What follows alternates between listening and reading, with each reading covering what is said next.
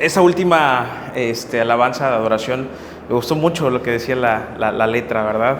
El regresar al inicio, el regresar a Él en espíritu y en verdad. Justamente platicábamos antes de iniciar el servicio, y lo repito constantemente, ¿no? Un cristiano maduro no se rige conforme al conocimiento de las Escrituras, ni tampoco por los años de cristiano que lleva uno, sino conforme a la entrega al Señor. Esa entrega a veces se puede perder. Esa comunión a veces se desconecta. El Espíritu Santo se contrista. Cuando un cristiano es un cristiano real, el Espíritu Santo no se va, simplemente se contrista, ¿verdad? Pero si no hay ningún fruto luego de regresar a ese incendiar del Espíritu Santo, y cuando me refiero a incendiar no me refiero a hacer un alboroto externo, sino un alboroto interno. Hay una transformación radical en nuestra mente y corazón. Cuando eso sí sucede, significa que el Espíritu Santo sí estaba dentro de ese creyente. Es como el hijo pródigo que se aparta, nunca dejó de ser hijo. Pero si nunca regresa, significa que ¿qué? Que nunca fue hijo, ¿verdad? Bueno, así lo mismo funciona con el avivamiento de nuestro corazón. El Espíritu Santo está permanentemente ahora en nosotros. Y cómo desaprovechar esa inmensa bendición de poder correr y estar más bien en su presencia, que es 24/7. Ya no tenemos que entrar a un atrio, ya no tenemos que entrar a un lugar santísimo. El lugar santísimo ahora habita en nuestro corazón. Y justamente de eso voy a hablar el día de hoy, acerca de la santidad. Y a veces catalogamos santidad como una manera de no te vistas así, no hables de esa manera, no escuches ese tipo de música, no veas ese tipo de películas. Y vemos santidad apartado. ¿Apartado de qué? Entonces, vemos la santidad alineada a la disciplina. Y la disciplina la catalogamos como algo malo, como una corrección, como si fuera un castigo, cuando en realidad nunca es así. La disciplina es parte del carácter de un cristiano. Pero una disciplina de que sea monótona. La disciplina no se basa en monotonía. La disciplina se basa conforme a los estatutos de Dios, que son en espíritu y en verdad, que son a través del fruto del Espíritu Santo. ¿Cuál es el fruto del Espíritu Santo? Tiene 9 propiedades este fruto del Espíritu Santo. Como siempre te digo, no son los frutos, no son 9 frutos, es el fruto del Espíritu Santo. Así lo dicen las Escrituras. Por lo tanto, tiene 9 propiedades. Un cristiano no puede decir, tengo gozo, pero no tengo amor. Si un cristiano no demuestra amor, ni paz, ni paciencia, no tiene el fruto del Espíritu Santo. ¿Ok? Puede conocer los grandes misterios de la palabra de Dios, puede tener dones y talentos y ser usado inclusive por Dios. Bueno, Dios utilizó hasta la mula de Balaam. Pero bueno, nosotros no somos mulas, ¿verdad? Estamos 100% dispuestos a decirle, Señor, úsame, heme aquí. Y el Señor siempre nos va a confrontar. Cuando creamos tener la plenitud del cristianismo, entonces el Señor nos vuelve a la realidad y nos dice, nada de lo que tú pensabas que es. El que crea saber algo, dice el apóstol Pablo, ¿qué? Realmente no sabe absolutamente nada. Porque nuestra mente está limitada y constantemente como cristianos debemos de estar escalando peldaños, como decía un corito de por ahí, escalando peldaños. Cuando el cristiano se estanca, entonces algo está pasando. Algo está pasando. No sé si alguna vez has tomado agua de río o agua de pozo o algo parecido. ¿Cómo es el agua? ¿Qué temperatura tiene? Fresca, fría, ¿verdad? Y te refresca. Pero ¿te tomarías esa misma agua estancada? Es como un pantano, ¿verdad? Tomas el agua y tiene sebo, tiene suciedad, tiene hasta gusarapos. Nadie se tomaría en su sano juicio un agua así. Bueno, así está tu corazón. Tú decides cómo quieres que esté. Si con agua que fluye de agua fresca de parte del Señor, o con un corazón estancado en un pantano. Y en un pantano, ¿qué bueno puede estar? ¿Qué puede fluir? ¿Qué puede suceder? Te estancas y te estancas. Y entonces lo conviertes en tu pantano favorito, como Shrek.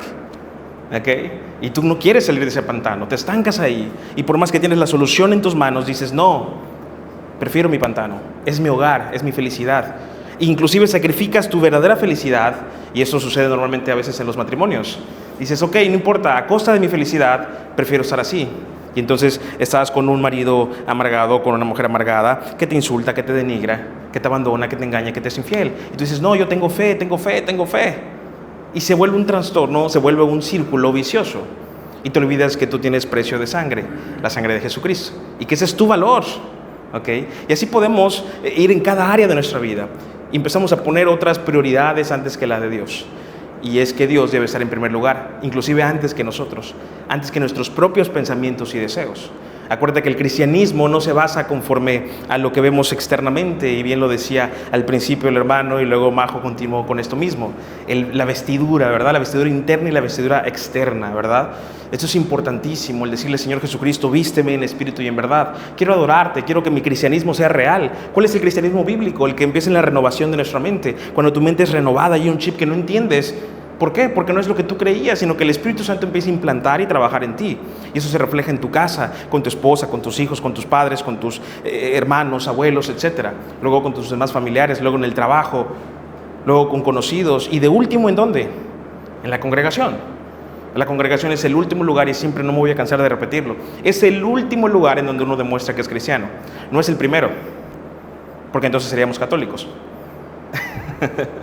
¿Verdad? Entonces el cristianismo empieza ahí, cuando estás en tu celular, en el baño, y estás viendo pornografía o algo indebido. Ahí realmente demuestras si eres cristiano o no. Cuando tienes pláticas indebidas, ahí demuestras si eres cristiano o no. No aquí.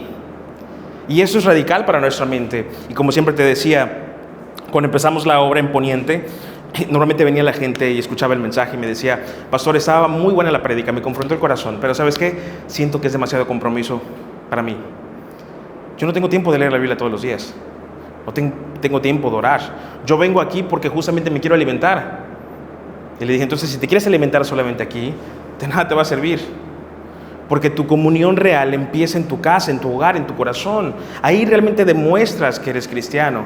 Pero si eres un cristiano, o aparentemente cristiano, que solamente se alimenta cada domingo, simplemente vas a creer todo lo que se te predica en el púlpito y ni siquiera vas a escudriñar la palabra de Dios. Es importante que cuando tú escuches, una prédica, realmente lo puedas comprobar a la luz de la palabra y decir: esto es verdad, esto no es verdad. Esto sí es cierto, esto no es cierto. Es importantísimo que tú puedas hacer esto, ¿verdad? Entonces, hablando de santidad,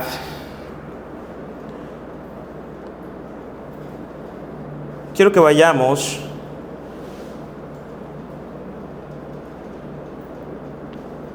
a Apocalipsis capítulo 11, verso 1. Apocalipsis capítulo 11, verso 1.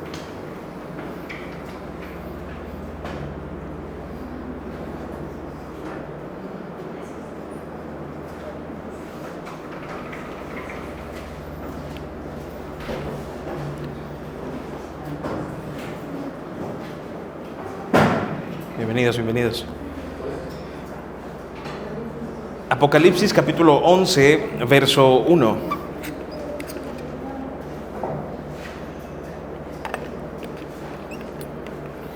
Aquí vemos una visión que tuvo Juan el Bautista acerca de los dos testigos.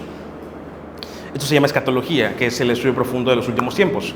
¿Okay? Y la escatología es una de las ramas más difíciles y profundas de entender. ¿Okay? Por ejemplo, podemos ver la historia de Israel, que es nombrada nación en un solo día, en 1948, 3 años después de que había terminado la Segunda Guerra Mundial, en 1945. Pero antes de todo esto, el que provocó todo este relajito fue nada más y nada menos que un chamaquito llamado Hitler, ¿verdad? Cuando empezó este holocausto y empezó a perseguir a los judíos y empezó a asesinarlos. ¿Okay? Y vemos cómo entonces Hitler hace todo esto y podemos decir: bueno, el holocausto, el matar niños judíos y niñas judías, ¿fue algo bueno? Podemos ver la perspectiva de decir: eso es algo horripilante. Déjame decirte algo: si eso no hubiera pasado, Israel no hubiera sido nombrado nación. Y cumpliéndose la profecía de Ezequiel 38, que en un solo día Israel iba a ser nombrada nación. A veces podemos ver el sufrimiento como algo malo, como algo que viene del diablo. Y no es así.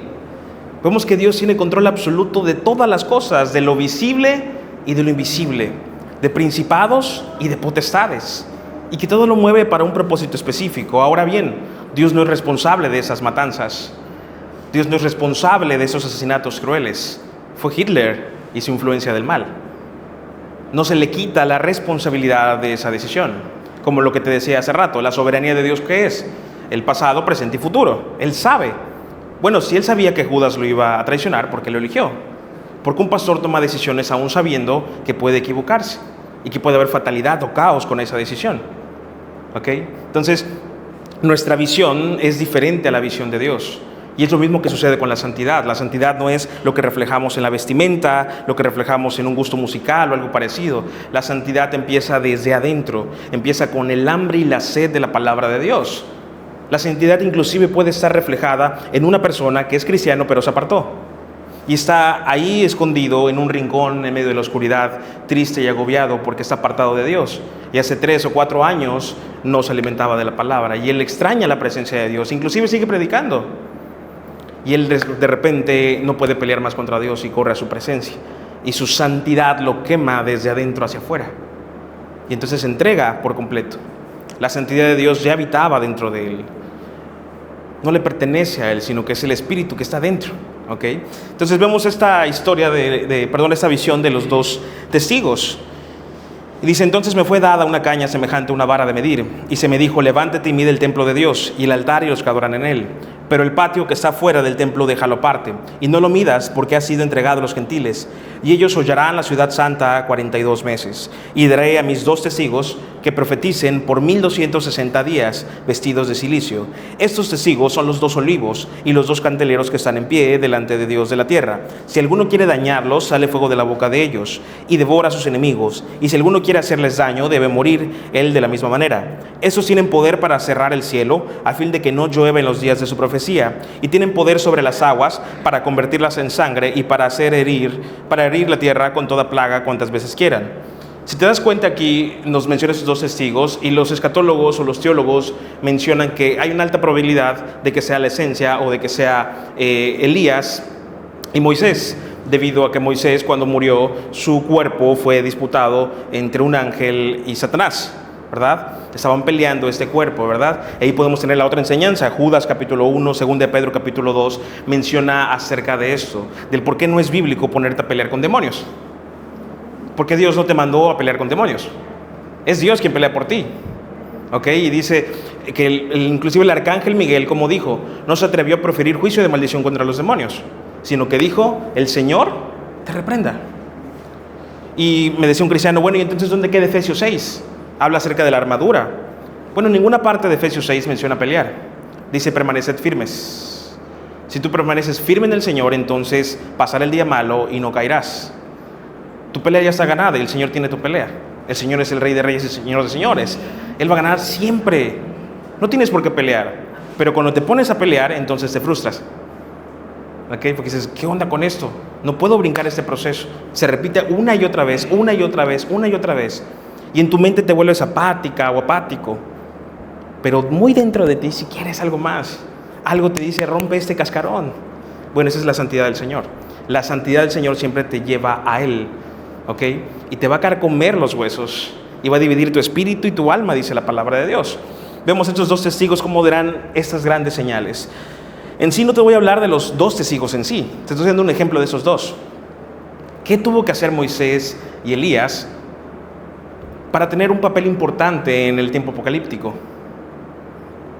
Moisés, que se casó con una extranjera y que estaba prohibido por su propia ley. Elías, quien se quería morir. No creo que los demás profetas hubieran dicho: ay, Elías tiene un espíritu de depresión. La depresión no es un espíritu. Elías se quería morir. Mira, tenía miedo a una sola mujer.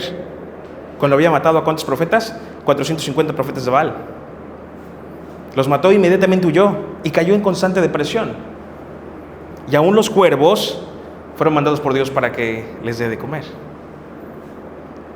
Y se levantó Elías con un silbo apacible.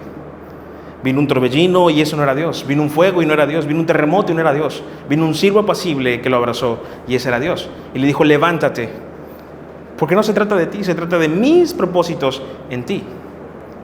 Entonces Elías se levantó y fue a buscar a Eliseo. ¿Te acuerdas de esto? Y cuando llegó, Eliseo estaba cuidando su ganado y tenía una cerca.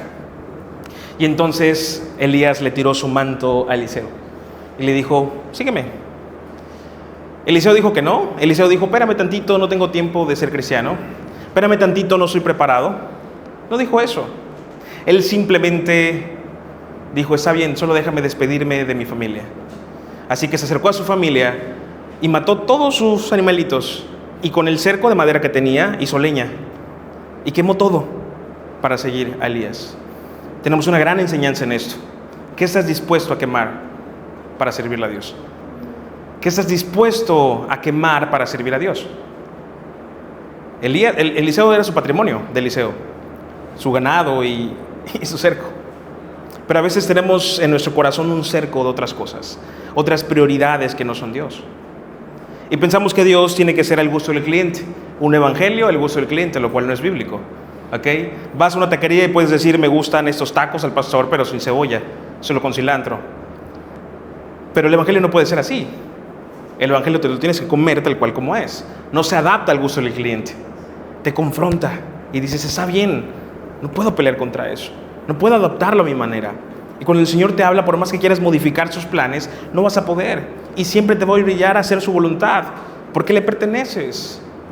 Podemos saber todo esto que es básico, como te dije el domingo pasado. Porque esto es básico, esto todos lo sabemos. Pero es que en lo sencillo realmente está lo difícil. Es más fácil desaprender que aprender cuando hemos aprendido mal. ¿Ok? Y eso es en todo, en la cuestión de comida. La hermana Gracie que está preparándose en esa parte técnica del cuerpo, no sé cómo se diga, hermana. Es real. O sea, cambiar los hábitos alimenticios es súper complicado. Creo que se refleja en mi cuerpo, ¿va? Es súper complicado. Y desaprender todo lo que aprendimos mal también es complicado. Hasta que empezamos a escudriñar la palabra y a caminar en su voluntad. Entonces nos damos cuenta que la iglesia no es un club social, sino que realmente somos la iglesia del Señor. Y que la iglesia del Señor se santifica constantemente. ¿Okay? Que constantemente es desafiada, que constantemente es confrontada a los corazones. Y que Dios no quiere que haya un estancamiento, sino un crecimiento espiritual y también emocional. ¿Por qué no? ¿Okay? Entonces vemos esos dos testigos como Dios los pone como ejemplo de cierta manera de tal santidad que tenían, que son usados. El salmista David, ¿qué dice Dios?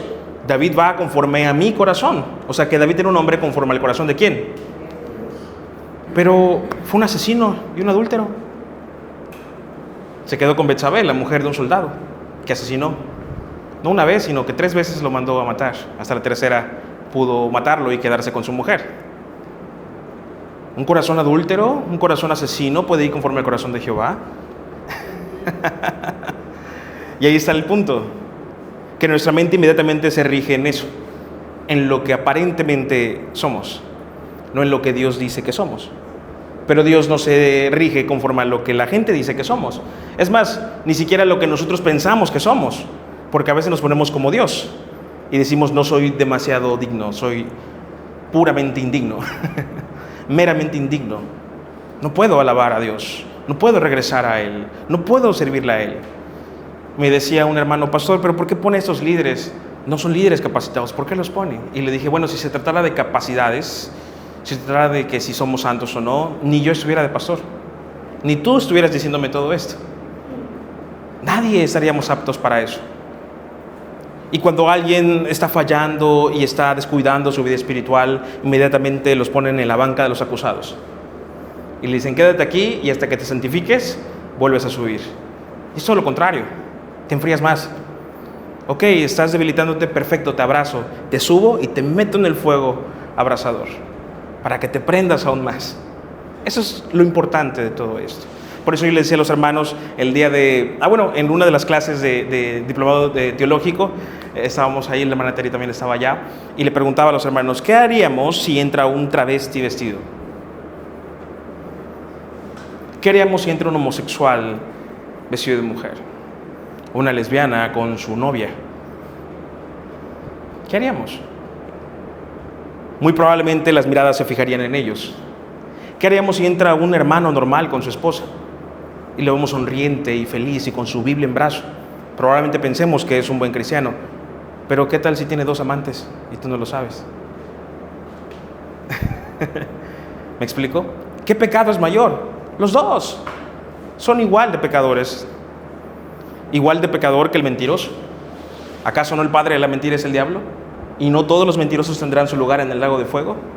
¿Te das cuenta cómo podemos regir nosotros mismos qué es santo y qué no es santo? ¿Qué sí y qué no? Dios es el único que puede decir que es santo y que no. Y vemos a Isaías vamos a Isaías capítulo 6, verso 5.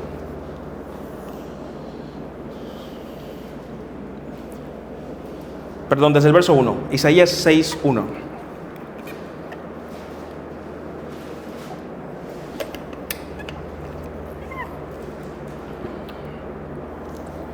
Isaías 6, 1. Cuando lo tengan pueden decir ya lo tengo, un amén, un gloria a Dios, un primix secund. Así decían en la secundaria en mis tiempos. Isaías capítulo 6, verso 1. En el año que murió el rey Usías, vi yo al Señor sentado sobre un trono alto y sublime, y sus faldas llenaban el templo. Por encima de él había serafines. Cada uno tenía 6 alas, con 2 cubrían sus rostros, con 2 cubrían sus pies, y con 2 volaban. Y el uno al otro daba voces diciendo: Santo, Santo, Santo, Jehová de los ejércitos, toda la tierra está llena de su gloria. Y los quiciales de las puertas se estremecieron con la voz del que le clamaba, y la casa se llenó de humo. Entonces dije: ay de mí, que soy muerto, porque siendo hombre inmundo de labios, y habitando en medio del pueblo que tiene labios inmundos, han visto mis ojos al Rey Jehová de los ejércitos. Y voló hacia mí uno de los serafines, teniendo en su mano un carbón encendido, tomado del altar con unas tenazas, y tocando con él sobre mi boca, dijo: he aquí que esto tocó tus labios, y es quitada tu culpa y limpio tu pecado. Después oí la voz del Señor que decía: ¿a quién enviaré y quién irá por nosotros? Entonces respondí yo: heme aquí, envíame a mí. Este pasaje es principal para la congregación. Dice: inmundo de labios. Inmundo de labios. ¿Cuántos de aquí son yucatecos? Alza su mano quien sea yucateco. Y normalmente, como yucatecos, ¿hay groserías o no hay groserías? ¿Hay insultos o no hay insultos? Amén, dicen, ¿no? Amén. Bueno, los chilangos no se quedan atrás, Claro, y hay esa inmundicia de labios. Y dice: ¿pero por qué yo? Si soy inmundo de labios y habito entre labios inmundos. Y el Señor saca, ¿qué cosa? Con sus querubines, un carbón encendido. Ahora bien, vemos esto como algo poético. ¡Wow! Bonito, increíble, hermoso. Créeme, no es hermoso. ¿Te imaginas ver la gloria y el esplendor de Dios y decir: voy a caer muerto, estoy viendo al Señor? Y que un querubín agarre el carbón. Imagínate esto, imagínate que hay un asador y yo agarro un carbón con unas tenazas encendido y te lo pongo en la boca, en los labios. ¿Qué pasaría con tus labios en esos momentos? Para empezar, me darías un golpe y te fueras corriendo, ¿verdad? Te fueras corriendo. Bueno, el Señor hizo esto con Isaías y quemó y trituró sus labios. Imagínate tus labios reventados del calor del fuego del carbón. Y cómo el Señor santifica. Quiere decir que su santificación quema. Su santificación duele. La santificación y la santidad del Señor no es solamente un proceso de me siento apartado del Señor, me paro derechito y ya soy santo. No, eso no es santidad. Eso es elocuencia. Eso es porte, tal vez. Pero la santidad del Señor es eso que quema tu mente y tu corazón y no lo puedes detener. Y empieza a quemar y todos los días dices: wow, ¿por qué quiero orar? ¿Por qué quiero leer? Quiero más de ti, Señor. Y te quieres conectar y no entiende tu mente que se está conectando, pero algo te lleva a comerte la palabra de Dios. Y quieres más y te llenas y sientes que comes algo, pero no estás comiendo en sí, sino que es una comida espiritual. Esa es la santidad del Señor, que empieza a triturar tu corazón y empiezas a caminar en su voluntad, ya no en la tuya. Empiezas a poner propiedad a Él, pero no como mandamiento, sino como voluntad propia. Pero ni siquiera tu voluntad, sino la del Espíritu que habita dentro de ti. Ni siquiera tu oración es tuya. Te lo he dicho millones de veces. Romanos 8:26. ¿Qué dice? ¿Qué hemos de pedir? Como conviene. No lo sabemos. Pero el Espíritu Santo intercede por nosotros con gemidos indecibles. Y esta palabra, en gemidos indecibles, me suena como cuando estamos chillando como Magdalena, ¿verdad? Y no tenemos palabras. Solo estamos cansados o cansadas. Empezamos: sí, Señor Jesús. Y todos estos sonidos raros que hacemos cuando lloramos. Eso es un gemido indecible, pero son palabras para Dios. Cuando estás más quebrantado es cuando tu oración es más pura y profunda. Te ponía el ejemplo del borrachito, no sé si te acuerdas, de ese borrachito que oraba, estaba recién convertido, y entonces estaba con un pastor, y ese pastor era muy elocuente, era muy elocuente, ¿no? Y él decía, Padre Celestial, y cada palabra decía, Santo, gloria a Dios, aleluya. A ver, no está mal orar con decir gloria a Dios, aleluya, santo, no está mal, pero sí está mal cuando lo haces por relleno. Cuando dice Señor Jesús, gloria a Dios, ay, qué santo. Y son palabras de relleno. Bueno, te pones peor que un católico. Palabrerías vanas. Si tú no sientes decir, santo eres tú, Señor, mejor no lo digas. Si tú no sientes decir, aleluya, gloria a Dios, mejor no lo digas por relleno. Aunque tu oración sea sencilla, ¿ok? Y constantemente le decía a ese pastor, deja de orar de esa manera. Rompe el molde, rompe toda esa franja que te limita a Dios. Ora con espíritu, ora frescamente. Y entonces nos topamos con un grupo de exdrogadictos y exalcohólicos, y había uno que había recibido a Cristo y estaba escudriñando la palabra, y le dijo a este pastor, ora tú, ahora por la bienvenida. Y entonces él empezó a orar y decir, Padre Celestial, te doy gracias, Señor, por este día. A pesar de que para mí este día está de la pi, pi, pi, pi, pi. Y empezó a insultar como no tienes idea. Yo seguí orando. El pastor constantemente me decía, oye, ya dile que se calle, está insultando. Yo, espérate. Terminó de orar. En el nombre de Jesús, amén. Me dice, pastor, quiero hablar contigo, me dice el pastor de mi lado. ¿Por qué permitiste que orara así? Y le dije, ¿sabes? A diferencia tuya, tu oración a la de él fue escuchada, la tuya no. Y me dije, oye, ¿cómo te atreves a decirme eso? Me dice, te lo prometo, no te lo digo yo. La oración de él sí fue escuchada, pero dijo insultos. Él no tiene otro vocabulario, él tiene que aprender apenas a dejar de insultar. Para él era normal insultar. Entonces él abrió su corazón tal cual como era y empezó a hablar con Dios. Ahora, no estoy diciendo que orar con insultos sea bueno. Lo que estoy diciendo es que hablar con el corazón es correcto. ¿Ok? Es correcto decirle, Señor, no tengo ganas de orar. Señor, no tengo ganas de leer. Señor, estoy cansado de ser cristiano. Es correcto. Pero no, nos enseñan todo lo contrario. Nos enseñan a que no podemos mostrar esa parte a Dios. Que hay un respeto hacia Dios. Y ojo, una cosa es respeto y otra cosa es distancia. No podemos guardar distancia ante el Señor. Nosotros ahora somos templo del Espíritu Santo, ¿no es así? No existen templos hoy en día. El segundo templo de Israel fue destruido en el año 70 después de Cristo. Ahora hay congregaciones. Y ahora nosotros somos templo del Espíritu Santo. Entonces, ¿por qué hablamos como si Dios estuviera lejos de nosotros? Cuando está aquí en nosotros, en nuestro corazón. Y Él mismo es el que ora por nosotros y pone su voluntad en cada uno de nosotros. Nuestra oración tiene que ser fresca cada mañana, diferente. Hablar con Él, inclusive cuando no tienes ganas de hablar, y decirle, Señor, no tengo ganas de orar. No tengo ganas de ir más a la iglesia. No entiendo tu palabra por más que la leo. Y todo eso te va a impulsar a conocerle más. Constantemente le digo a los jóvenes, ustedes pregunten, ustedes cuestionen. No está mal cuestionar a Dios. Mientras más lo cuestionas, Él más responde. Y mientras a Él más responde, más te enamoras de Él.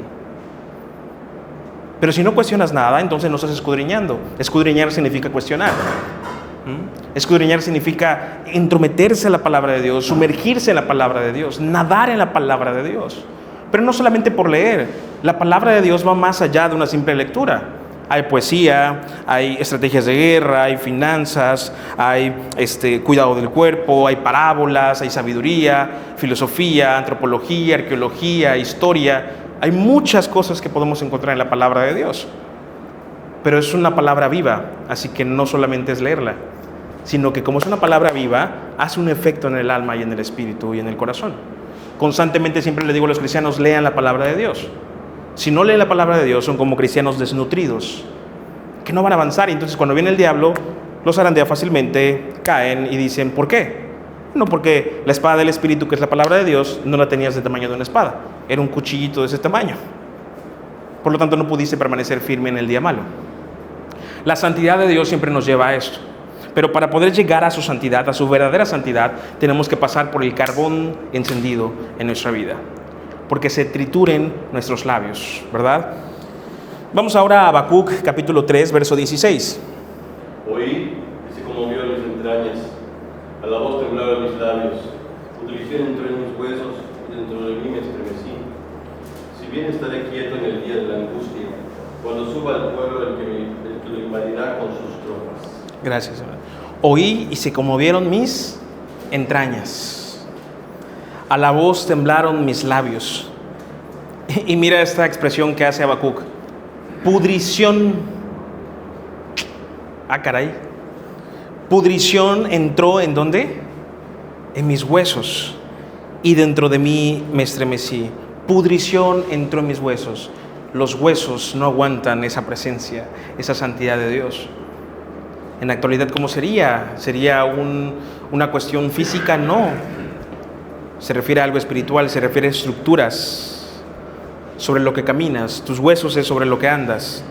Eso se pudre. Tu propia voluntad, tus propios sueños, tus propios anhelos. Y decía un joven, bueno, ¿Dios entonces es un Dios egoísta? Claro que no.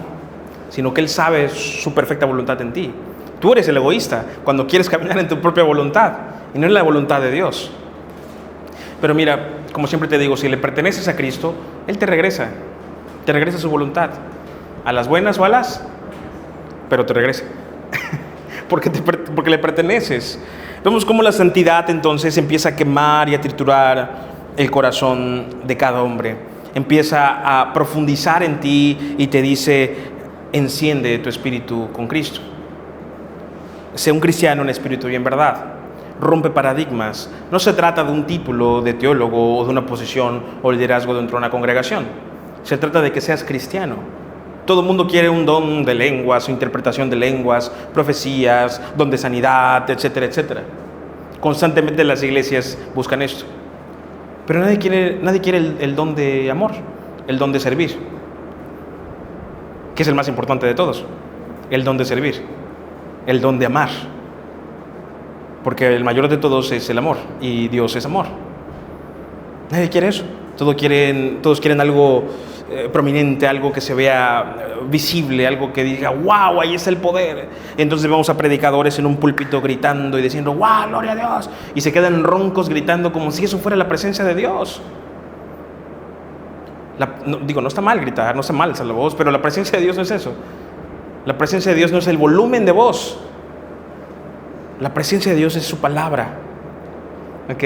Y decíamos en el diplomado, oiga, en esta prédica hubo 45 citas bíblicas en una sola prédica y en otro hubo más de 100. Bueno, es que así debe ser. Todo lo que se predica debe ser con sustento bíblico. No predicamos nuestras propias ideas, predicamos la palabra de Dios. Por eso es que el verdadero cristianismo tampoco se trata del yo, ¿verdad? De yo esto, yo quiero lo otro, yo quiero aquí. Pero eso es lo que se enseña constantemente. Yo merezco esto, yo merezco lo otro. Y decía Majo, no nos merecemos nada, es verdad. Todo lo que recibimos, inclusive el fruto de nuestro trabajo, ni siquiera lo merecíamos. ¿Por qué las manos quién nos las dio? La inteligencia quién nos las dio? Dios. Las riquezas no están mal. Lo que está mal es el amor al dinero. Lo que está mal es enfocarse en los panes y los peces cuando tenemos al que los multiplica. Lo que está mal es enfocarnos en la añadidura cuando tenemos que buscar primeramente el reino de Dios y su justicia. ¿Su justicia sobre quién? ¿Sobre tu suegra? No. ¿Sobre tu peor enemiga? Tampoco. La justicia viene primero sobre ti. Y a ella no nos gusta. ¿A quién le gusta que le hagan justicia? Pues a nadie. Todo el mundo dice no. Constantemente me topo con personas en el evangelismo que hacemos los sábados que les digo, ¿a dónde irías si hoy murieras? Así les pregunto cuando iniciamos el evangelismo. Y me dicen, pues al cielo. Yo, ¿por qué? Porque soy buena persona. ¿Y qué crees? Los cristianos también piensan así. Los cristianos piensan, pues yo amo a Dios. Como si amar a Dios o creer en Dios fuera suficiente. Una cosa es creer en Dios y otra cosa es creerle a Dios. Una cosa es pensar en Dios y otra cosa es tener a Dios. Son dos cosas diferentes. Dice que hay pueblos que lo alaban de labios, pero su corazón está lejos de Él. Lejos de Él. Y en Juan capítulo 4, ¿qué le dice a la mujer samaritana? Estoy buscando adoradores que me adoren en espíritu y en verdad. Ojo, adoradores que me adoren. Quiere decir que hay adoradores que no están adorando. Y ahí podemos caer tú y yo. Podemos caer en este espacio de personas, en este grupo de personas que somos adoradores por naturaleza, pero no estamos adorando. estamos estancados. ¿Okay? Y Dios dice, no, a ver, espérate, te voy a mandar un carboncito encendido, solo uno chiquitito. Y apenas te toca, ¡ah! No aguantas. ¿Qué está pasando? Se está sacudiendo todo. Sí, Dios puede sacudir tu matrimonio para esto. Sí, Dios puede sacudir tu salud para esto. Sí, Dios puede sacudir tus finanzas para esto. Job 2:10, lo leímos el domingo pasado, ¿se acuerdan? Recibiremos de Dios el bien y el mal. ¿No lo recibiremos? El aguijón en la carne de Pablo, 2 Corintios capítulo 12. Vamos a buscarlo. 2 Corintios capítulo 12. Cuando escuchamos el aguijón de Pablo, lo primero que viene a nuestra mente es las enfermedades, ¿verdad? Eso es lo que normalmente se enseña, pero ¿quién puso ese aguijón en Pablo? ¿Dios o el diablo? Fue Dios. ¿Y qué tipo de aguijón era? Ahí lo responde la palabra de Dios, 2 Corintios capítulo 12.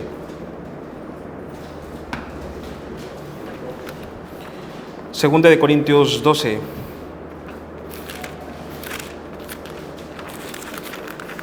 Y dice así. Vamos a leer el versículo 7.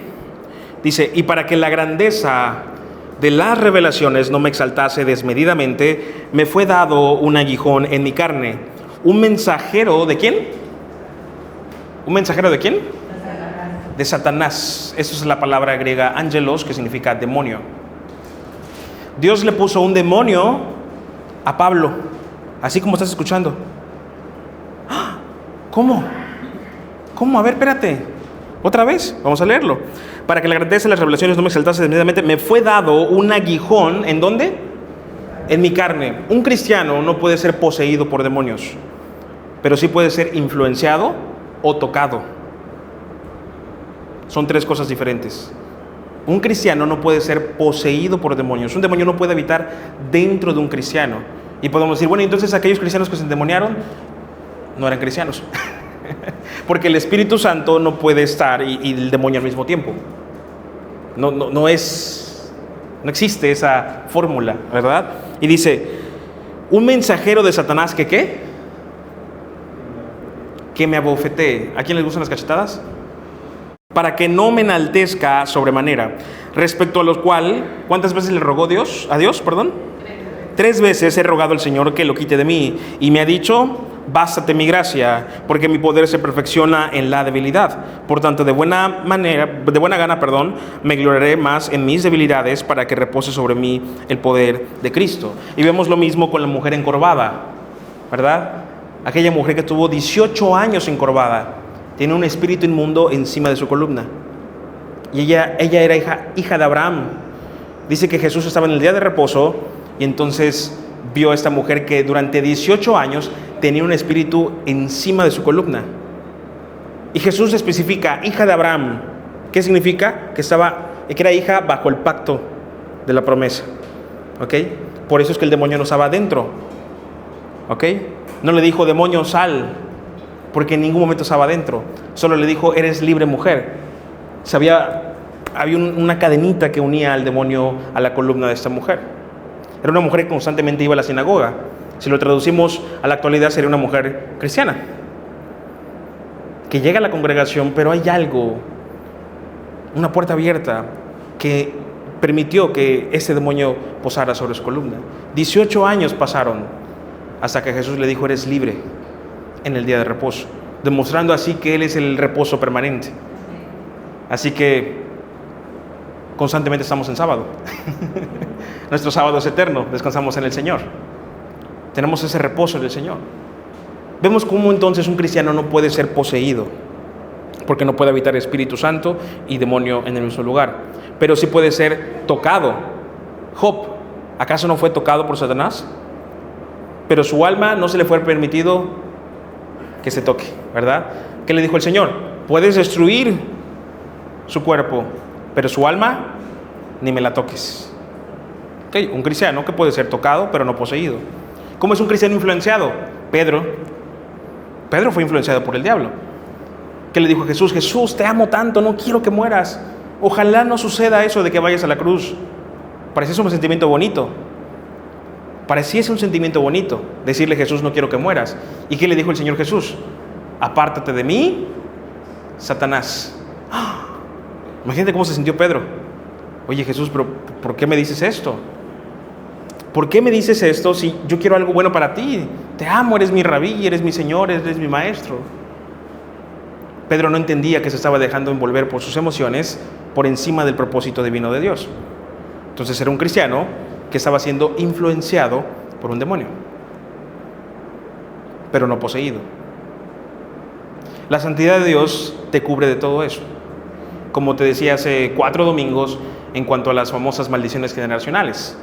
Cuando tú eres cristiano, la sangre de Cristo rompe cualquier cadena y cualquier condenación. ¿Y qué dice la palabra de Dios? Ninguna condenación hay para los que ¿qué?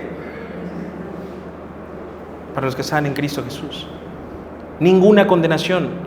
No hay más cadenas, no hay maldiciones generacionales. Claro, va a haber tentaciones y luchas. Muchos dicen: bueno, entonces ¿por qué si el padre era borracho, el hijo también? Bueno, eso es un comportamiento cognitivo, lo aprenden. ¿Ok? Pero en Cristo Jesús todos son nueva criatura. Las cosas viejas pasaron, todas son hechas nuevas. No hay ninguna condenación. Pero ni siquiera tú mismo te puedes condenar, y a veces tú te condenas a ti mismo. Y a veces tú mismo te pones por juez y dices: yo no puedo, yo no soy. ¿Sabes? Eso siempre va a pasar y es algo bueno. Yo siempre le digo, cuando estoy en mi grupo de consejo, le digo, a veces constantemente le digo: Señor, ¿lo que estoy haciendo te agrada? Y cuando voy a subir a predicar a cualquier lugar en el que vaya, le digo: Señor, por favor, ten misericordia de mí. Ten misericordia de mí. Y úsame, no por mí ni siquiera, sino por los que van a escuchar. No permitas que diga algo que no venga de ti. Sé tú hablando, Señor. Y constantemente, todos los días, el Señor me lleva a eso. El Señor me lleva a entender que no puedo hablar yo, sino Él. Y le digo: Señor, a veces cuando siento que estoy perdiendo esa comunión, porque sí llega ese momento en la vida de todos los cristianos, cuando siento que esa comunión empieza a desfallecer, yo me siento como un lobo, le digo al Señor. Me siento como un lobo rechazado y triste y sucio que intenta ser una oveja tuya. Déjame decirte algo, esto también es bueno. Es bueno, no permanentemente, porque si permanentemente te sientes rechazado, entonces no estás disfrutando de los deleites y bendiciones de Dios. Pero tampoco puedes abusar de decir: soy una oveja perfecta con una lana blanca delante del Señor, porque eso sería hipocresía. Sería hipocresía. Constantemente nos convertimos en hijos pródigos todos los días. Y el que diga que no tiene pecado es un mentiroso, dice la carta de Juan. Porque todos tenemos un cuerpo corruptible y algún día se convertirá en incorruptible. Pero mientras llegue ese proceso, estaremos en constante santificación. Acuérdate que hay proceso de predestinación, llamamiento, justificación, santificación, y el último va a ser glorificación. Aún no llegamos a la glorificación, estamos en el proceso de santificación. Por eso es que no puedes decir: ya soy un cristiano en plenitud. No eres un cristiano en plenitud. Estás en el camino de la plenitud, pero no tienes la plenitud todavía. La plenitud es hasta que llegues a la glorificación de Cristo Jesús. Mientras tanto, estás en constante santificación, en constante confrontación contigo mismo. Y en Job 42, del 1 al 6 dice: ¿quién es el que respondió Job a Jehová y dijo: ¿quién es el que oscurece el consejo sin entendimiento? Por tanto, yo hablaba lo que no entendía, cosas demasiado maravillosas para mí que yo no comprendía. Oye, te ruego y hablaré, te preguntaré y tú me enseñarás. De oídas te había oído, mas ahora mis ojos te ven. Por tanto, me aborrezco y me arrepiento en polvo y ceniza. Vuelvo a repetirte, eso es lo que hace la santidad de Dios. Te convierte en polvo y ceniza, te tritura y te vuela la cabeza y dices: wow, entonces, aunque yo lea, no quiere decir que esté en santidad. Aunque yo predique, no quiere decir que yo esté en santidad.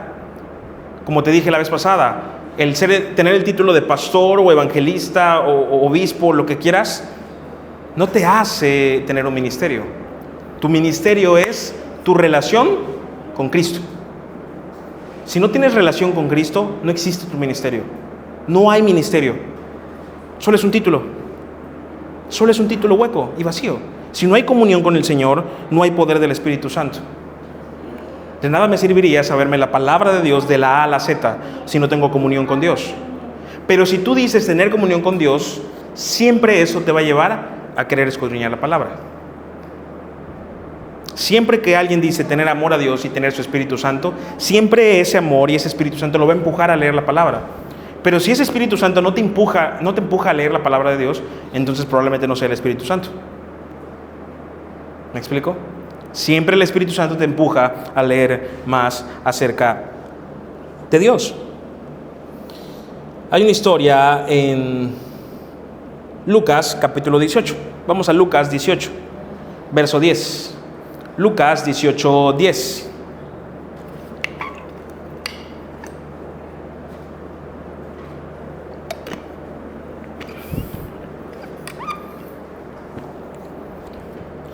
Y esta historia está muy buena, siempre recordarla.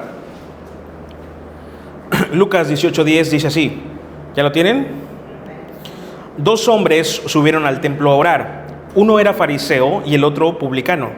El fariseo, puesto en pie, oraba consigo mismo de esta manera: Dios, te doy gracias porque no soy como los otros hombres, ladrones, injustos, adúlteros, ni aun como este publicano. Ayuno 2 veces a la semana, doy diezmos de todo lo que gano. Mas el publicano, estando lejos, no quería ni aun alzar los ojos al cielo, sino que se golpeaba el pecho diciendo: Dios se propició a mí, pecador. Os digo que éste descendió a su casa justificado antes que el otro, porque cualquiera que se enaltece será humillado, y el que se humilla, efectivamente. ¿Y cuántas veces no decimos: yo estoy bien con el Señor, yo soy un hombre santo, una mujer santa? ¿Cuántas veces no caemos en esto, verdad? Cuando se trata de que un hermano cae, inmediatamente, ¿qué viene a nosotros? El señalar, ¿verdad? El señalar: quítenlo inmundo de aquí. Como si nosotros fuéramos los hombres más santos. Y cuando nosotros caemos, ¿qué decimos? Señor, ten misericordia de mí. Inclusive, más descaradamente, muchos dicen: bueno, sí, fallé, soy imperfecto. ¿Alguien me puede decir en qué parte de la Biblia dice que tenemos derecho a pecar? ¿Alguien tiene un cupón que diga tengo derecho a un pecado? ¿O 2 cupones que diga tengo derecho a que Dios me perdone 3 pecados o 4 pecados? ¿Existe tal cupón? ¿Existe tal escritura que diga eso? Tú eres tal y Majo, tienes derecho a 5 pecados perdonados. ¿Existe eso? Entonces, ¿dónde viene la frase: soy cristiano, pero no soy perfecto? Es el argumento perfecto para decir: tengo derecho a fallar, tengo derecho a ser un amargado, una grosera, a no dar fruto del Espíritu Santo, que es amor, paz, paciencia, gozo, benignidad, bondad, fe, mansedumbre, templanza, y contra tales cosas, ¿quién te dio derecho a decir que tienes derecho a pecar? Y lo peor de todo, ¿quién te puso en la mente el que tú digas: Dios me tiene que perdonar? Como si Dios estuviera obligado a perdonarte, pero tú te aseguras de su gracia y tú dices dentro de ti mismo: Dios me perdonará, porque Dios es un Dios de perdón y amor. Y utilizamos el amor de Dios, que no es un atributo, sino que es lo que Él es, como una obligación de Él y un derecho de nosotros, cuando no es así. Dios no está obligado a perdonarte, Dios no está obligado a amarte. No podemos decir: yo voy a pecar y Dios me tiene que perdonar. Pero aunque no lo digamos, a veces lo actuamos. A veces actuamos así: Dios tiene que perdonarme, Dios me va a perdonar. Y no es así. Se nos olvida de la grandiosa misericordia de Dios, y que nos perdona no por lo que nosotros somos, sino por lo que Él es. Él nos perdona no porque lo merezcamos, no lo merecemos. Él nos perdona porque quiere. Porque no se trata del que quiera ni del que corra, sino de Dios, quien tiene misericordia. Y su misericordia es infinita. Pero no podemos abusar de eso. No hay un límite. Claro que Dios perdona todo. Él te ha perdonado tus pecados pasados, presentes y futuros. Y entonces, ¿qué diremos? Pues pequemos y Él nos perdonará. Si piensas de esa manera, entonces no eres cristiano. La santidad de Dios es eso. Es entender que no se trata de seguir un mandamiento, se trata de fidelidad. A ver, ¿cuántos de aquí son casados? A ver, ¿cuántos son aquí felizmente casados? Eso, muy bien. Las esposas luego viendo a ver qué van a decir. ¿Alguien de aquí es infiel? Como si alguien fuera a decir, sí, yo. ¿Alguien de aquí es fiel? Ok, hay dos opciones. La primera opción, son fieles porque si son infieles son denunciados. Tu esposa contrata un abogado y te quita todo. Ok, ¿eres fiel por miedo a esto o eres fiel por amor? Este ejercicio ya lo hice en una ocasión. Lo pregunté en una ocasión. ¿Cuál de las dos opciones eliges? ¿Por miedo al abogado o la ley? ¿O eres fiel por amor? ¿Por amor? ¿Por amor? A las buenas, ¿va? Por amor. Bueno, lo mismo con Dios. No estamos viendo qué mandamientos vamos a seguir. Dice, amarás a Dios sobre todas las cosas. Y eso hace, ese amor hacia Dios, hace que obedezcamos, inclusive sin querer creyendo. Y a pesar de que no obedezcamos, Él nos lleva a ese amor. Y nos vuelve obedientes y ser obedientes. Nos vuelve dignos y ser dignos. Nos vuelve santos y sin manchas, sin ser santos y con manchas. Porque no es de lo que nosotros somos, sino lo que Él es en nosotros. Pero para llegar a eso tenemos que correr a su santidad. Tenemos que entender que tiene que carcomer nuestros huesos, volvernos polvo y ceniza y volver a hacernos de nuevo, volver a construirnos. Así que vuelvo a repetirte, no importa si tú conoces de la palabra de Dios. No te digo que borres todo de tu mente. Lo que te digo es que retengas lo bueno y deseches lo que no te edifica. Deseches lo que piensas que es y te enfoques en escudriñar eso que pensabas que es. Te pongas a escudriñar realmente cuál es el evangelio de Jesucristo, tal cual. Para empezar, Jesucristo no fundó una religión. Él vino a restablecer su relación con nosotros, eso lo sabemos. A través del perdón de nuestros pecados, a través de su gracia infinita en la cruz del Calvario. Vuelvo a repetirte, no serviría de nada escuchar millones de prédicas si tú no accionas. Si tú no dejas que el Espíritu Santo te transforme en espíritu en verdad. Si tú no dejas que el Espíritu Santo renueve tu mente. Podemos saber los grandes misterios de la palabra de Dios. Podemos saber todas las áreas de liderazgos en la congregación. Pero eso no te hace cristiano. Solo te hace experto en un club social. Un cristiano es el que deja que el Espíritu lo confronte. Es el que corre a la santidad del Señor y dice, está bien, sí es cierto, he sido falto de amor, he sido impaciente, no he amado a mi esposo o a mi esposa, a mis hijos, he sido hipócrita, he dado mal testimonio, soy un falso, en la iglesia soy una cosa y en la casa otra. Esa violencia quiere Dios. Violencia de reconocer que no eres lo que dices ser. De decir, es verdad, soy un hipócrita. Nadie se atreve a decir eso. Todo el mundo dice, ten misericordia de mí, perdona mis pecados, y está bien. Pero qué fácil es decir, perdona mis pecados. Es muy diferente a decir, perdona mi adulterio. Perdóname, Señor, porque veo pornografía. Perdóname, Señor, porque caigo en masturbación. Perdóname, Señor, porque fornico con mi novia, con mi novio. A ella nos duele. ¿Por qué? Porque ya no decimos pecados. Cuando decimos, perdona mis pecados, ahí va todo, perdona mis pecados. Como si la palabra pecado fuera un colchoncito que suaviza la oración. Pero decir, perdona mi pecado de adulterio, perdona porque engaño a mi esposo o a mi esposa, ahí es una fuerte el asunto, ¿no? Por eso hay que llamarlo por su nombre. Si de verdad hay arrepentimiento, entonces llamemos por el nombre su pecado, el pecado de cada uno. Y así el Señor trabajará en nosotros, en esa área. Eso es la santidad del Señor, la santidad que confronta. ¿Okay? Entonces nos damos cuenta que la santidad no es vestimenta. Decía una frase por ahí de muchos años que ¿de qué serviría tener la falda larga si la lengua también está larga, ¿no? Entonces, de nada sirve tener la falda larga si tenemos la lengua larga. De nada sirve, como siempre le digo a los pastores, tú pones de liderazgo al que diezma más. Al que más da dinero es el que tiene más posesión en la iglesia.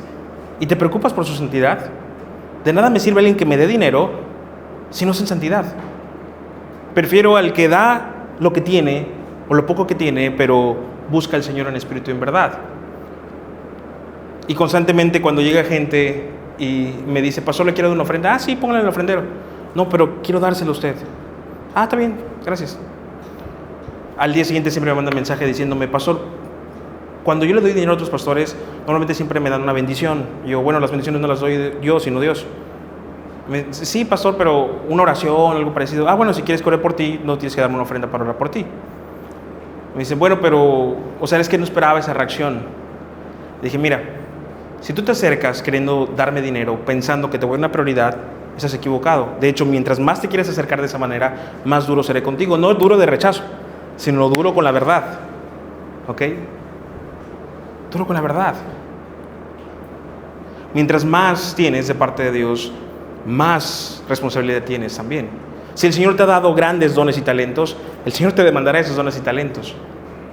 No puedes empolvarlos, no puedes estancarte, no puedes estar sin la santidad del Señor, tienes que correr a su santidad. Te va a costar trabajo, claro, si no, ¿qué chiste tendría? Si no, ¿qué chiste tendría?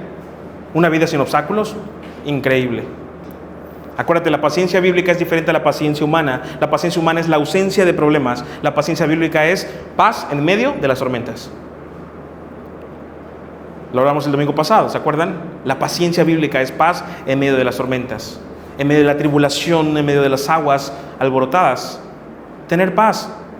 En vez de decirle, Señor, tú estás durmiendo en esta barca. Sí, siéntete contento porque el Señor duerme en la barca. Entonces, aunque la tormenta esté en su máximo pico, si el Señor duerme, significa que la tormenta no es importante. Si el Señor está durmiendo en tu barca y la tormenta está en su máximo pico, significa que el Señor no considera que esa tormenta sea tan importante para ahogarte. Descansa en Él, permanece en Él y corre a su santidad. Corre a su santidad. La santidad no es externa, es interna. Claro, se va a reflejar en lo externo también. Se va a santificar tu vocabulario. Vas a dejar de ser de labios inmundos. El Señor va a santificarte y purificarte. Pero tienes que correr hacia Él. Y por último vamos a Mateo 10:34. Perdón, Mateo 16:24. Mateo 16:24. Y otra persona que busque Lucas 14:27. Mateo 16:24 y Lucas 14:27. Dice Mateo 16:24. Entonces Jesús dijo a sus discípulos, si alguno quiere venir en pos de mí, niéguese a sí mismo y tome su cruz y sígame. Y en Lucas 14:27 dice, y el que no lleva su cruz y viene en pos de mí, no puede ser mi discípulo. El que no esté dispuesto a cargar su cruz, no puede ser llamado mi discípulo.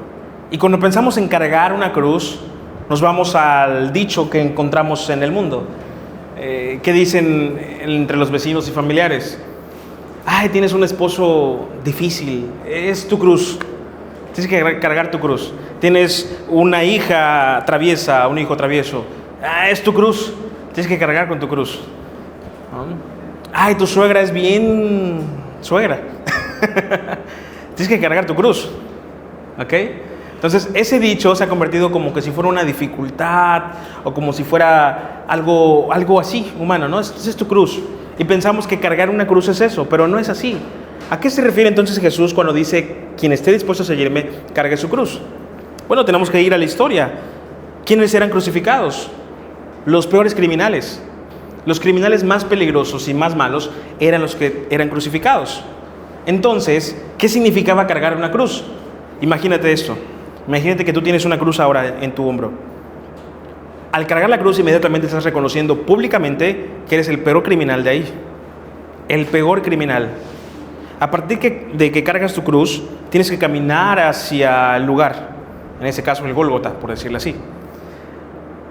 Ya no hay regreso, ya no hay retorno. Ese va a ser lo último que verán tus ojos. Ese camino será lo último que verán tus ojos. La cruz está pesada y empiezas a caminar. Y dices, ya no hay vuelta atrás, estoy caminando hacia mi muerte. Y estás caminando y caminando en ese pasillo y es lo último que verán tus ojos. Una cruz pesada, una cruz de culpabilidad, una cruz de el gran delito que cometiste. El Señor está diciendo eso. ¿Estás dispuesto a cargar tu cruz? ¿Estás dispuesto a cargar el peso de la cruz? ¿Estás dispuesto a seguirme y no volver atrás, como Eliseo que quemó todo? ¿Sabes por qué lo quemó todo? Para que no tenga ningún pretexto de regresar a su casa. Si le hubiera dejado vivo uno con otros animalitos, o si hubiera dejado su cerco puesto, iba a poder retroceder. O sea, bueno, tengo 2, 3 animalitos, regreso y los cuido, y vivo de ello. Eliseo quemó todo, mató a sus animales y quemó su madera, para que no tuviera ningún pretexto de volver atrás. Lo mismo está diciendo Jesús: si estás dispuesto a seguirme, deja todo atrás. Carga tu cruz, que esto sea lo último que verás, y solo enfócate en caminar hacia mí. Niégate a ti mismo y sígueme. Y eso es lo más complicado de todo, negarse a sí mismo. ¿Acaso quién en su sano juicio dirían, renunciaría a sí mismo, a sus sueños o metas personales? ¿Quién sería como Abraham, que cargando a Isaac subió al monte para entregárselo a Dios en sacrificio vivo? ¿Quién haría semejante cosa? Qué difícil es seguir al Señor. ¿Y quién dijo que iba a ser fácil? Por eso en el evangelismo siempre les digo, seguir a Cristo no quiere decir que te vaya a ir bien. De hecho, déjame adelantarte algo. Si tú decides ser cristiano, bien animoso les digo, si tú decides ser cristiano, tendrás más aflicciones. Y dice, bueno, ¿y entonces para qué entonces voy a ser cristiano? Bueno, porque hay una gran diferencia. ¿Ahorita tienes aflicciones? Sí, bueno. Aquí tendrás aflicciones y terminando, tu aflicción seguirá. A cambio, el cristiano tiene una aflicción aquí, pero terminando tendrá un gran gozo con Cristo Jesús. Dice la palabra de Dios que en el mundo tendremos aflicciones, pero que no nos preocupemos porque Él ha vencido al mundo. Él ha vencido al mundo. Entonces, esa aflicción es momentánea, es pasajera. Ahora ya nos volvemos enemigos de nosotros mismos, nuestra carne contra nuestro espíritu. Ahora el diablo contra nosotros. ¿Ok? Y antes no, antes todos eran compadres. Eras compadre del chamuco. Y tu carne estaba alineada a eso. Ahora no, eres enemigo de eso. Entonces, ¿cómo quieres que te vaya bien y no recibas aflicciones? Evidentemente recibirás aflicciones, pero también recibirás victorias del Señor.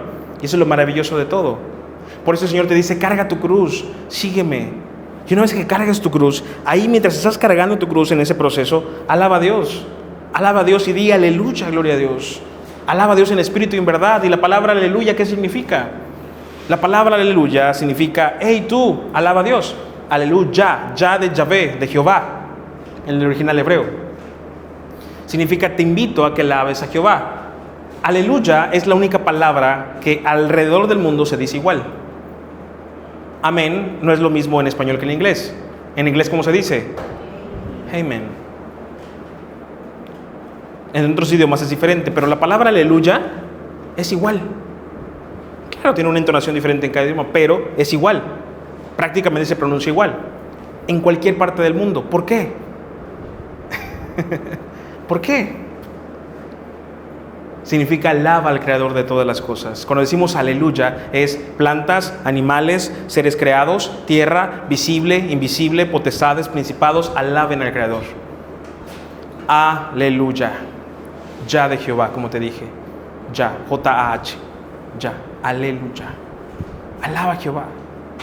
Todo lo que respire, alaba a Jehová. Y un video en TikTok que hicimos, que se volvió viral y otros replicaron, es eso, la pronunciación de aleluya, ¿verdad? El nombre de Jehová, que en realidad no tiene consonantes, no puede ser pronunciado, ¿ok? Entonces, como no es pronunciado, solo lo hacen como un tipo de sonido, que es Yahweh, ¿ok? Y ese es el sonido que hace adentro de nosotros cuando respiramos. Y ahí se cumple todo lo que respira, alaba a Jehová, ¿ok? Nuestro espíritu alaba a Jehová porque viene de él, ruach, en hebreo.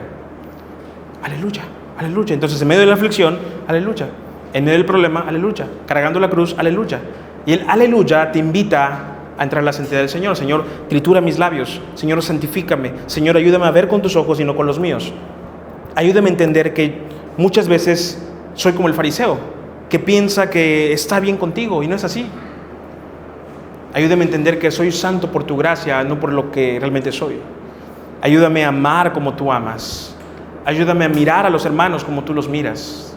Acuérdate, decir hermano no es porque somos cristianos. Hermanos es porque compartimos sangre.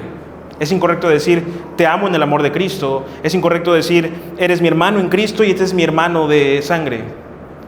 Porque tu hermano de sangre es el mismo que tu hermano en Cristo. Tienen la misma sangre, la sangre de Cristo, que ahora vive en ti. Y si compartes la sangre, entonces lo vas a tratar como tu hermano de sangre. Pero qué tan difícil es esto, ¿no? Volteamos a ver los hermanos y dices, ay, esta hermana me cae mal, ¿no? Y tal vez no lo decimos, pero ¿cómo sonreímos?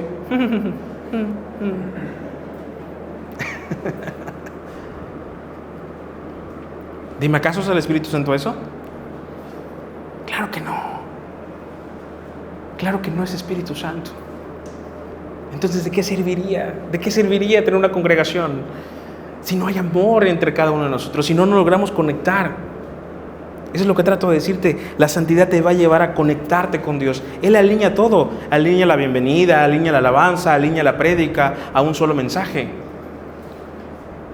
Y cada uno por individual, estoy seguro que tuvo su proceso de intimidad con Dios en esta semana para poder hablar de parte de Dios. Entonces, ¿quién nos unifica? Dios mismo. Y eso se comparte con cada uno de nosotros. Por eso es que no podemos ser un club social más. No podemos ser una iglesia más. Se trata de ser parte de la iglesia de Jesucristo, la iglesia del Señor, la iglesia que predica la palabra de Dios. Se trata de romper los paradigmas de la religiosidad y el tradicionalismo. Es conocer las Escrituras en santidad, pero sin religiosidad. No caer en el legalismo, pero tampoco en libertinaje, sino caer en lo bíblico, en lo que está escrito en la palabra de Dios. Qué difícil es esto para un ser humano, pero no para el Espíritu Santo que habita dentro de ti. Así que sé suave con los demás, pero duro contigo mismo, pero no tan duro para sentirte indigno de correr a su presencia. ¿Ok? Hoy puedes decir, aleluya, gloria a Dios.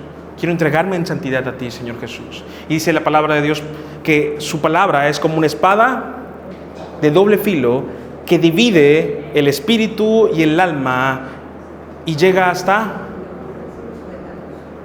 las coyunturas de los tuétanos. Ahí en tu tuétano, hasta ahí llega. O sea, te cala. Así que si la palabra de Dios y la prédica te duele, felicidades. Significa que el mensaje está llegando. Por eso jamás vas a escuchar aquí que prediquemos, ¿quién quiere un carro? Y todos, amén. ¿Quién quiere una casa grande y nueva? Amén. Emocionalismo barato que nos aleja de la voluntad de Dios. Vuelvo a repetirte, eso vendrá, pero es añadidura. Es más, lo importante es, así de fácil, Él lo da y gracias a Dios por esto. Lo importante aquí es la santidad del Señor, correr a su presencia, santificarnos en Él. Amén. Entonces, esta semana yo te invito a que ahí en tu casa puedas hacer cambios. Haz cambios en tu casa.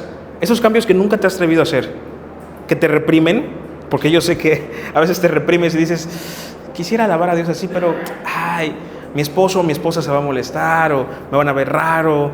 Ay, mira, si el Señor te lo está diciendo, hazlo, que Él te va a respaldar. No te reprimas. ¿Acaso no has dicho, mi casa y yo serviremos al Señor? Entonces, rompe paradigmas, rompe esas divisiones que has puesto ante el Rey de Reyes y Señor de Señores. Entrégate a Él en espíritu y en verdad. Empieza a leer la palabra de Dios como cuando comenzaste a enamorarte de Él. Empieza a orar como cuando comenzaste a orar. Empieza a alabarlo como cuando empezaste a alabarle, a glorificarle. ¿Hace cuánto que no predicas el Evangelio?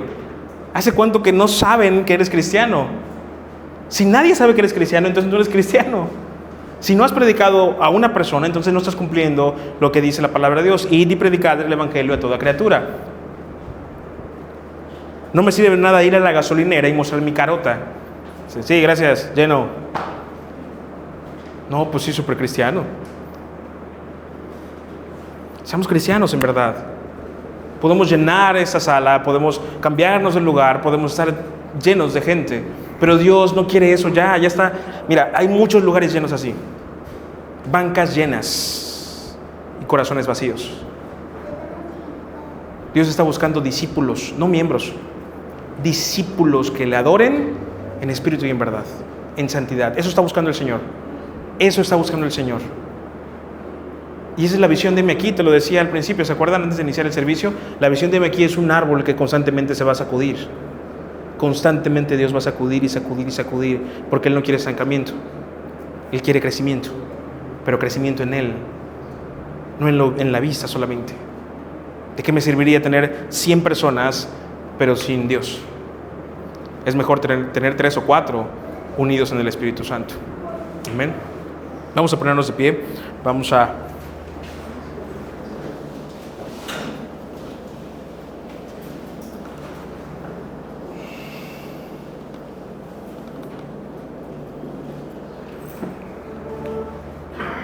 cerrar nuestros ojos. Vamos a